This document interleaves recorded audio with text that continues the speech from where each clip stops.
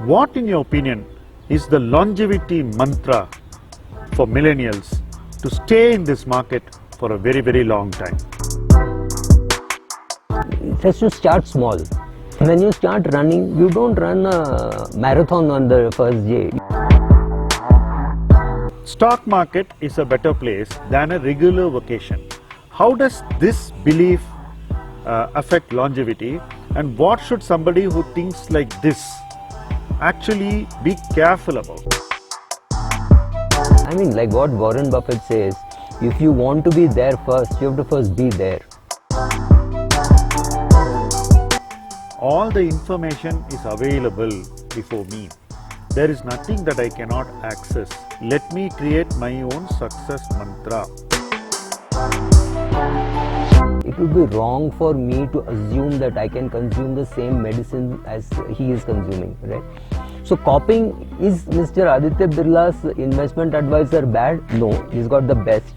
That expert can change his mind. When he changes his mind, he does not think it incumbent on his own part to call you up and say, look, I've changed my mind. What are the places which a millennial should not go to? You don't leverage and invest. That is for an industrialist to do. A Mukesh Ambani. So one should not borrow and invest in the stock market. One should not borrow and invest. Where is this disconnect coming from, and how can a millennial approach this better? Chai free hai. So come and have chai. So you would have chai worth 2 rupees and give brokerage worth 20 rupees. Correct. So people would come every day at 10 o'clock, like going to office. You'll see a lot of people coming in cars and different things, and they would play cards. Why are you taking this trouble of giving all these guys all these freebies and goodies? Why can't they go out and find their food? He said they love not being disturbed. So when they know that I'm not charging them anything for all this, they stay here, they play more, they spend more, they lose more. Berkshire Hathaway, all of say Charlie Munger's money or Warren Buffett's money could be in Berkshire Hathaway. That is how he makes money. That is how owners make money, whether it is Mukesh Ambani or Bill Gates or Azim Premji. So is it like climbing Mount Everest, that while you climb a mountain like the Everest, if you die, you're going to be left to die? Okay, you had Vijay Merchant, who was a great batsman. You had Sunil Gavaskar, who was a great batsman. You had Sachin Tendulkar, and you have Virat Kohli. Maybe you put Rahul Dravid also in between. Nobody copied the other guy.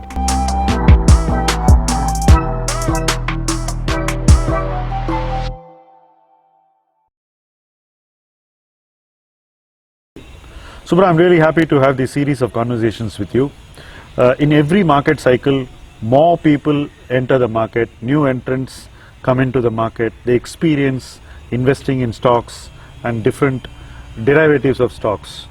This is probably the cycle in which the maximum number of new entrants have entered the Indian stock market. So in that sense, we are in a phase which is creating history. Like so many people coming in, very young, different age groups as well. The most important thing that I have seen in this trend is that after every market cycle, a number of these entrants don't stay on for some reason or the other, experience being not so great. A lot of people tend to lose interest, gradually go away from the market. Longevity of the investor is the most important thing for the health of a market.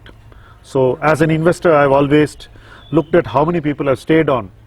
Even from a companionship point of view, it's nice to see that the people you started with are still around, enjoying doing what they do, and in every cycle reinventing themselves, becoming better investors, not repeating the mistakes they did from the past cycle. So this longevity aspect keeps on gaining strength. With every cycle, you have a new set of people who are adding to the longevity of investors in the market, and they bring in different perspectives and experiences. But these experiences of those who have stayed on and succeeded often is not available to those who enter the market in a new cycle. Like for example, if you have millions of people who have entered the market now, they don't know what ensured the longevity of investors across several market cycles. The millennials are an important segment of this constituency.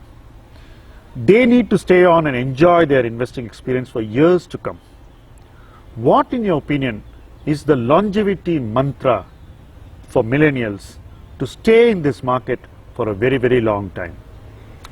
So Shyam, there are, I can compare running, eating, dieting, investing, all are similar, right? It has to get built into your lifestyle. You cannot go on a binge diet and reduce your weight and then feel very happy about it. You have to build it into your lifestyle. So investing has to be built into your lifestyle. So it has to start small. You cannot risk everything, lose in the market and then not come back for 10 years. That can't happen. So if you are earning 20,000 rupees a month, you should not be staking more than 2,000 rupees a month. That is the way to start. You start small. When you start running, you don't run a marathon on the first day. You do 2 kilometers, 5 kilometers, 7 kilometers. That is how you start. So if you start small, see, when you are very young, when you are 22, 23, there's very little you can lose, right? When you are 50, 60, you have a greater amount of wealth which you can lose. So you can lose less, so you should lose less and keep learning. So one amazing thing you can do is journaling. Write down your experiences, write what is happening and prepare yourself to say, okay, I am investing maybe 30,000 rupees a month or 40,000 rupees a month, but this 2,000 rupees which I am investing, I will not panic, right? Keep your portfolio separate and say, this is my forever portfolio. It has to last me next 50 years, 60 years, 70 years. So you keep buying some share. Maybe you buy a HDFC, maybe you buy a TCS, something which you know is known, popular, where you can't lose your shirt. Right? Obviously the risk is less, the rewards may not be too great, but it will ensure longevity because you will not lose your shirt and pant in such shares. So keep one portion like that, and in one portion you have fun. Maybe you even do futures in that, maybe you do options in that, you want to do a leverage position, keep that separate, but keep both. So in one you will ensure longevity, in the other one if you are hurt badly, you may just go away. But what has built longevity for most people is people who start in a family where grandfather and father have invested. This comes to them as a huge benefit that they know that there will be volatility. They have seen, the parents have seen the cycles. So in March 2020, when the markets fell, his father or grandfather or somebody tells him, look, market will recover, don't worry. But whereas if he's a young kid, in a first time investor, he invests in January, and in April he sees 30-40% of his portfolio gone. Whatever you say, he will panic. You know, it's like saying when a tiger will come and just sniff around your leg and go. I have done it, tiger didn't harm me, but he has to experience that. So that boy or girl who is at that stage, look at how we behaved in the first recession of our investing. We also panicked. March 2020 was my fifth bad market. So I confidently bought, but that is experience. Experience cannot be taught. You have to experience it yourself. So start small, create an investment portfolio, keep your trading portfolio separate and promise yourself that you will not panic in the investment portfolio. Once you do that, longevity is more easy to achieve. I'm not saying it is going to be very simple, but you can make that attempt. Taking that to the next point. A lot of people entered the market after the crash in 2020. They all put some sums of money, and those sums of money became very successful, right? They made good money, and so much so that in many instances a lot of young people started making more income in the stock market than they did in their regular vocations. Many of these people started believing that stock market is a better place than a regular vocation. How does this belief affect longevity, and what should somebody who thinks like this actually be careful about? You know, Shyam, it's a very funny situation. If 3-4 of us are standing below a hospital, nobody is going to come and say, "Arey, my regular doctor is not come, will you operate?" You know, nobody will ask you this question, and even if you're asked this question, you will say, "Are you mad? I have no clue of what an operation is." Unfortunately, in equity markets, everybody thinks they can give a view. So it could be your dentist, it could be your doctor, it could be your anybody in your life who can say, "Oh, do this, and you know, you will definitely make money." and unfortunately there is something called beginner's luck. So they make money also.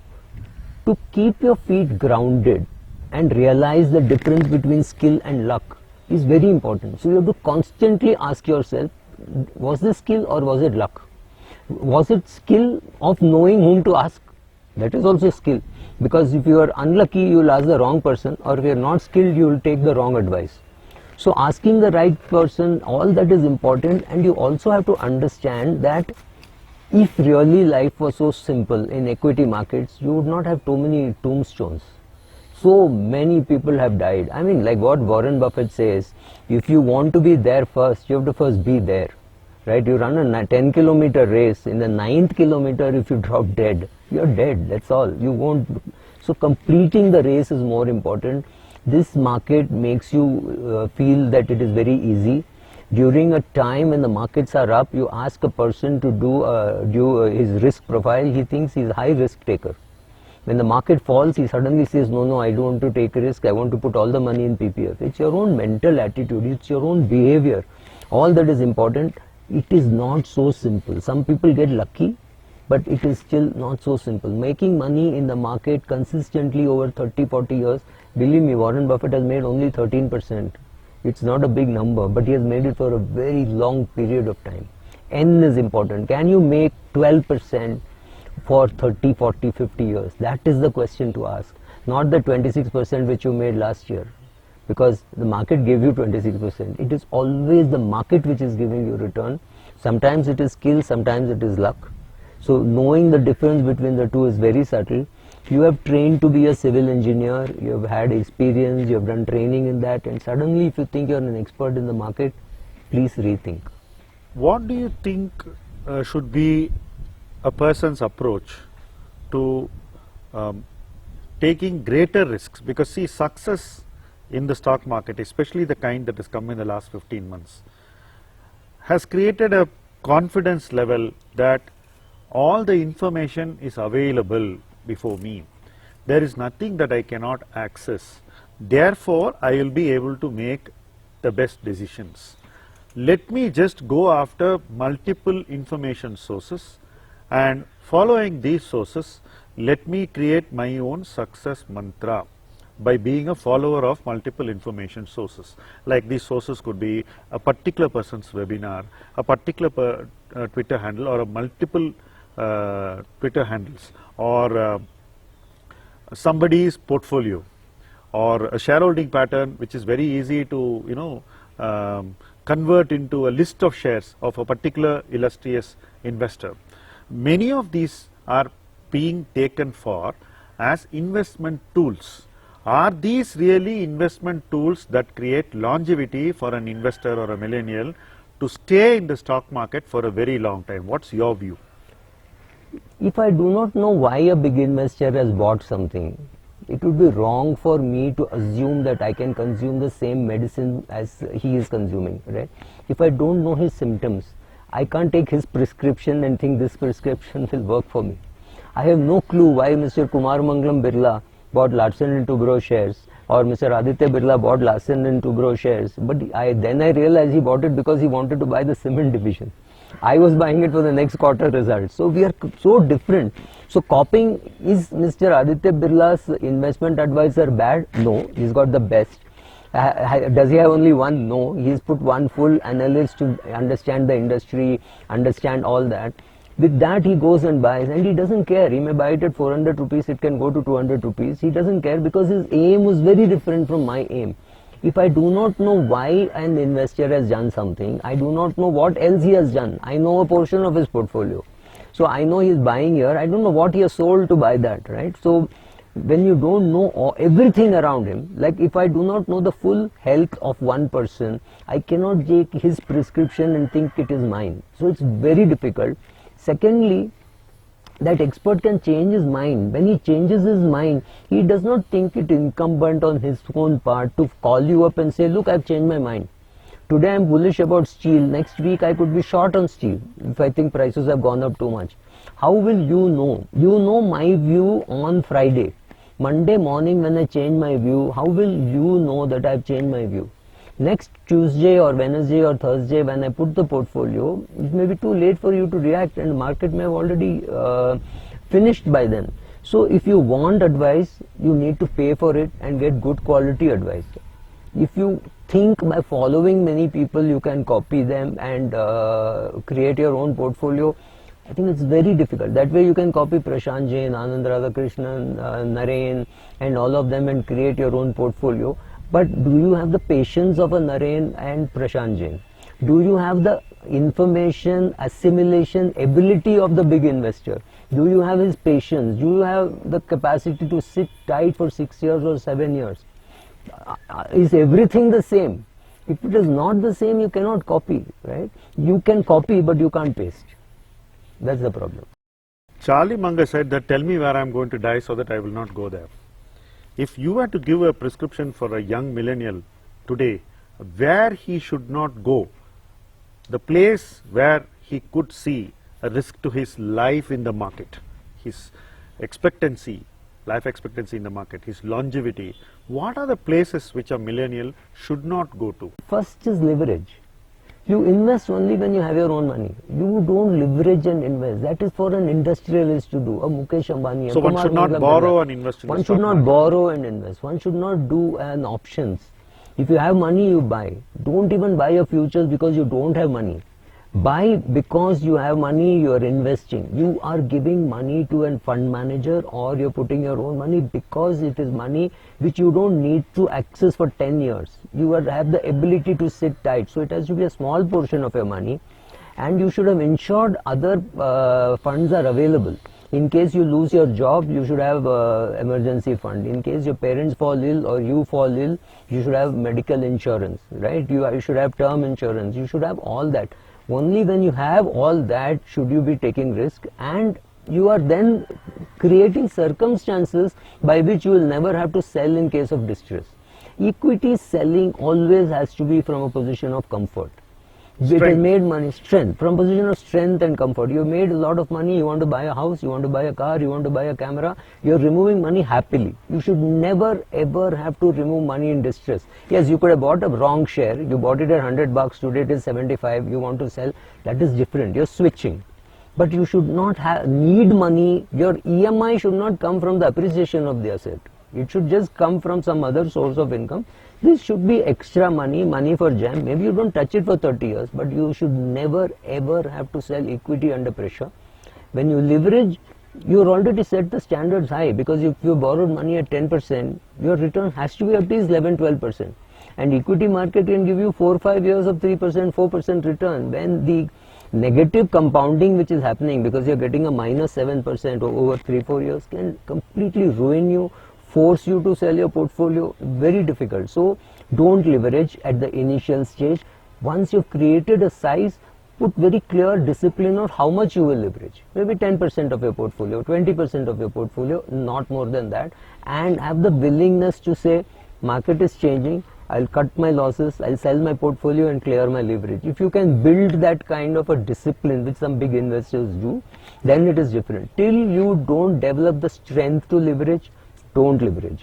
Once you understand leverage and all that, then it's a different thing. So you're saying that don't borrow and invest. Yes. But most of the people who are investing in options think it is not borrowing. Can you explain how option trading is actually leverage? Because they think I have just taken to the extent of the value of my option. If I lose the money, so be it, let it go. And they are taking larger and larger positions as they make more and more money. So actually the leverage is actually going up, and most people don't think it's going up. They just think I am staking what I made. If I lose it, I couldn't care less, right? Where do you think they are going wrong? No, they are not completely wrong, but you also have to understand that they are at the mercy of a relationship manager who will get them to invest more and more, especially if he makes a loss. If he makes a loss of 1 lakh, they will say, okay, now do a 5 lakh trade, because if that goes up by 20%, you will cover the whole loss. What can be a better example to give than Yudhishthir going into the ring, playing the game, winning, and then coming back to play it again and losing everything, including his wife? The market is a very, very tempting place. So when you do a small leverage and you make money, you think you're very smart, you do more and more leverage till one day you get wiped out. So if your broker allows you to pay 1 rupee, give 1 rupee and buy a 5 rupee position, you are leveraging because somebody else is paying on your behalf. For that intermediate period, you are paying interest on that. All that is leverage. And a broker actually makes more money on the interest than on the brokerage that he makes. So if you see any big broker, his brokerage income would be X, but the interest that he gets on your leverage could be 3X. So that is where he is making money. Bankers make more money than brokers, right? So it's very clear that that is where he is making money, and he wants you to leverage and take that position.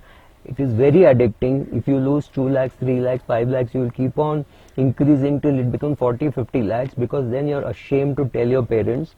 Then suddenly one day when the bomb blasts, you have either squandered away your own money or your father's portfolio or something like that, and you have completely brought the house to ruin.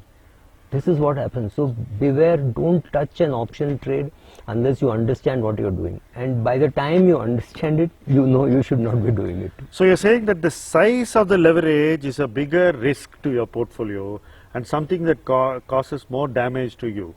And it's actually a bigger factor than the brokerage cost which you pay. You're saying brokerage is actually an insignificant cost. Yes. Because that brokerage is low, you are encouraged to take more risks. Absolutely. And when you take more risk, you are bringing much greater risk to your portfolio. This kind of tallies with what one of the zero brokerage firms said in a very internal study. Like they have looked at all their clients and they are coming to this view that which they are publicly stating that most of the people here on our platform lose money.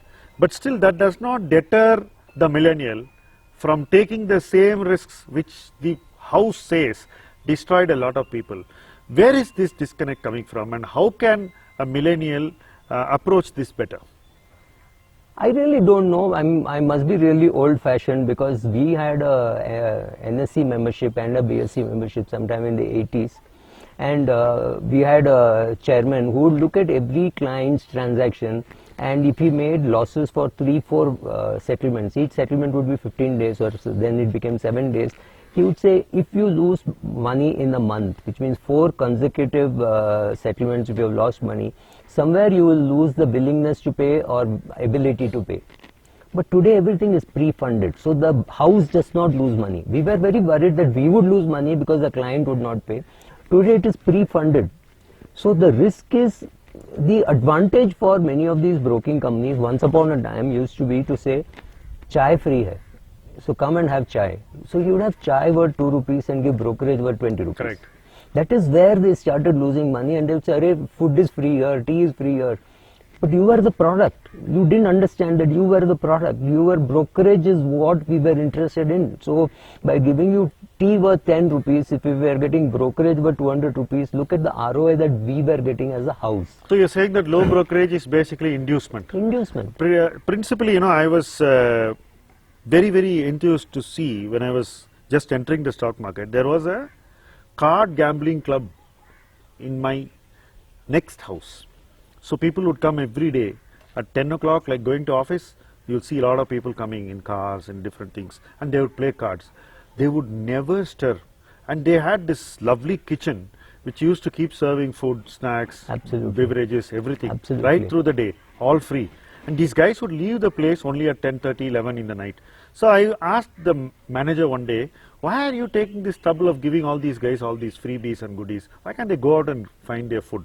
He said they love not being disturbed. So when they know that I'm not charging them anything for all this, they stay here, they play more, they spend more, they lose more. Are you saying that low brokerage or no brokerage is creating the same effect in a millennial? Absolutely. He looks at it and says, the brokerage here is low. I don't think they understand the total cost of investing. In my total cost of investing, the money that I would have made in 1 year would be perhaps more than the brokerage I paid all my life. And I'm talking of 40 years of investing. So brokerage never hurts an investor. But for a trader, of course, it could be different because he does many trades in a day. So the brokerage is not what is hurting you. The quality of advice that you get, right? That is very important. So all that combination is important. One bad mistake and few years brokerage which you have saved is completely lost. But it becomes addicting. Also what happens is, if everybody is sitting in one place, I have noticed this, he comes thinking he will sell, but on that day everybody is buying, he will also buy. Then he will take a long position in one share and a short position in another share, hoping that this will go up and this will go down. It never happens like that. Market generally moves up in one direction, and or goes down or goes up in one direction. So, but when people take these views, we could predict clients saying this client is going to lose money over a period of time. We could know what, how much of them, how much of money these guys would lose. In fact, we would say these are the voluntary contributors to the broker welfare fund. They were just voluntary contributors. They would come, they would lose money, and my boss would say, boss, if you're not making money, go. Because somewhere you will not pay. How will you pay? You will sell your father's property. But it's pre-funded now, right? So now it is pre-funded. So the entire risk is on the investor. Entire risk is not only on the investor. If he's a millennial, the entire risk could be on the house portfolio. Maybe he's pledging his father's shares as a margin. We don't know. So is it like climbing Mount Everest, that while you climb a mountain like the Everest, if you die, you're going to be left to die because the others don't lose anything? Correct. Do you think that we are in such a situation? Yeah. And that is the situation which a millennial should avoid for his own longevity. Yeah. Right? He should know how much he can lose. If he doesn't know that, he's in big trouble. And he does not know that till he actually loses. It is easy to say, I don't mind losing 30% of my portfolio. You actually lose, you will know what it is. Everybody hates losing money. Anybody who is saying, I like losing money, is lying. Even if he has inherited the money, he has got it, he has stolen it, he doesn't like to lose money. So if a person has made a lot of money also, you're saying he has to pause and he has to lower his risks and play the game in a more conservative way. Is that one of the secrets to longevity of somebody who has been successful? I would think big wealth is made by concentration, right? You concentrate, like Berkshire Hathaway. All of say Charlie Munger's money or Warren Buffett's money could be in Berkshire Hathaway. That is how he makes money. That is how owners make money, whether it is Mukesh Ambani or Bill Gates or Azim Premji. But after reaching a particular level, they reduce the risk by diversification. So you have to do both concentration and diversification. For example, if you are a say 55-year-old employee of HDFC Bank and you've been there for 20 years, you've obviously made the biggest amount of money you made because of ESOP. That is concentration. So if your net worth is 20 crores, out of which 18 crores is HDFC Bank, that's fantastic. You've done a great job of increasing your net worth. But it is your duty to say every month, I will sell some amount, maybe 2 lakhs, 5 lakhs, 7 lakhs, pay the capital gains tax, and invest the balance in a mutual fund which has say 70-80 companies. You have to reduce risk. Everybody reduces risk. Azim Premji also reduces risk by investing PE funds, etc. Correct. What is he doing? So you have to reach a stage when you pause and say this much and no more. I have to reduce my risk. But the thing is, people who are living way below their capability to live. A guy with 20 crores has a lifestyle of a 1 crore guy. He can afford to lose, but he will be shattered. He will get into a depression if he goes from 2 crores to 20 crores and from 20 crores to 2 crores. Mathematically, both are the same. So risk is same, whether it goes up or comes down. But how is your mindset when it goes up and how is your mindset when it comes down? So risk reduction is a very important thing in wealth preservation. So at these levels in the market, for longevity, you're saying that don't leverage, reduce your risk, try and diversify if necessary. Don't try to take highest risk to grow the portfolio at the rate at which it has grown in the last 1 or 2 years. Understand the role of luck in what has happened in the last 2 years. True. And you are also saying that cost is not just brokerage, it has multiple dimensions. So these are your survival mantras. Would you like to add 1 or 2 to what I have said, and we'll close this video with that? Yeah, if you track good fund managers, right, it doesn't mean copy them. Okay, you had Vijay Merchant, who was a great batsman, you had Sunil Gavaskar, who was a great batsman, you had Sachin Tendulkar, and you have Virat Kohli. Maybe you put Rahul Dravid also in between. Nobody copied the other guy. They must have been inspired. It is impossible to say Virat Kohli was not inspired by Sachin Tendulkar. He played with him. He must have been, but Virat Kohli is Virat Kohli. You have to develop your own style. So look at what good fund managers are doing. But you understand, you can't do a copy paste of what they have done. You have to have your own style, own understanding. These guys are useful, but you can't do a cut paste. That's important. So you're saying in addition to what I summarized, be your own person in the markets. That will keep you. And be a keen student. Be your own person and be a keen student. Yes. So that's your concluding remark on longevity advice for the millennials. Thank you, Subra. Catch you in another podcast. Thanks.